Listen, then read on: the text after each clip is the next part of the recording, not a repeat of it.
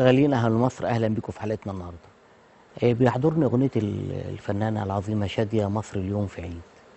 فعلا مصر اليوم في عيد. النهاردة احنا بنفتتح أو بنحتفل بافتتاح أكبر متحف في العالم كله. أنا بس عايز أقول لك كلمتين مهمين جدا.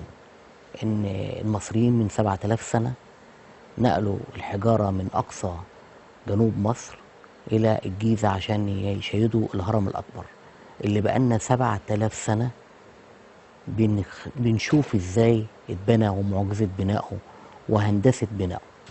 النهارده المصريين او العمال المصريين او المهندسين المصريين او الفنيين المصريين بيعيدوا بناء المستقبل مرة اخرى. لازم تعرف ان المتحف المصري الكبير اعظم متحف في العالم واكبر متحف في العالم واكبر عدد من القطع الاثرية في العالم. بناه بالكامل من اول طوبة لغاية اخر فينش اتعمل فيه مصريين، شركات مصرية وأيادي عاملة مصرية. فكل التحية والتقدير والاحترام لفنيينا ولعمالنا ولمهندسينا القائمين على هذا البناء والصرح العظيم. العالم كله بيحتفل معانا، العالم كله بتتجه أنظاره إلى مصر خلال الساعات القليلة القادمة. الكل بيشوفنا، الكل بيعرف عظمة مصر وشموخ مصر وقدرة مصر. بيسعدني في هذا الحدث العظيم ان احنا بنعيد تاني المناداة او المناشدة بان احنا نتبنى مبادرة اعرف بلدك لتعزيز الانتماء. المبادرة اللي لقت اقبال كبير جدا وتأييد كبير جدا من اكتر من موقع اخباري واكتر من موقع صحفي كبير. الناس كلها معجبة بالمبادرة، عايزين نعزز الانتماء عند أولادنا. بنناشد وزير التربية والتعليم أن يقف معانا جنبا إلى جنب لتعزيز هذه المبادرة.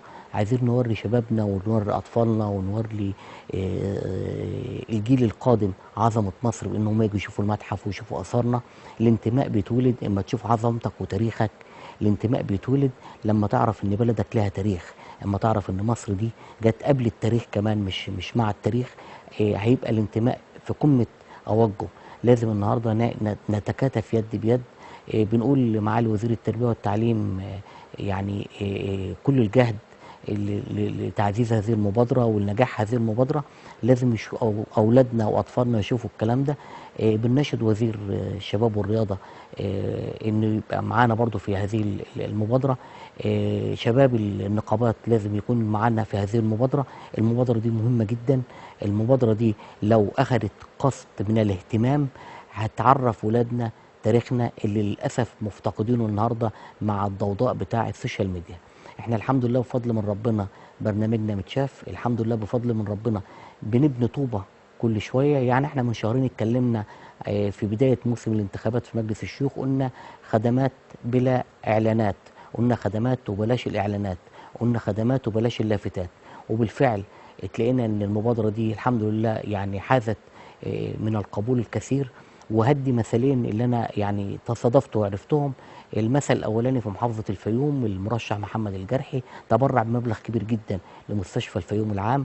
والمثل الثاني في محافظه دمياط معهد الاورام، المرشح فوزي الجوجري برضه تبرع بمبلغ كبير او تكفل باعاده الدور الاول في المعهد على نفقاته الخاصه. يبقى النهارده الحمد لله مبادراتنا بتجيب نتيجه، والحمد لله لاقيين صدى في الشارع المصري. كل الشكر للمتعاونين معنا وكل الشكر لمشاهدينا، وإن شاء الله يوم سعيد على مصر وافتتاح عظيم. وبإذن الله يعرف العالم كله إن مصر كبيرة جدا ومصر قادرة بإذن الله. مش كده ولا إيه؟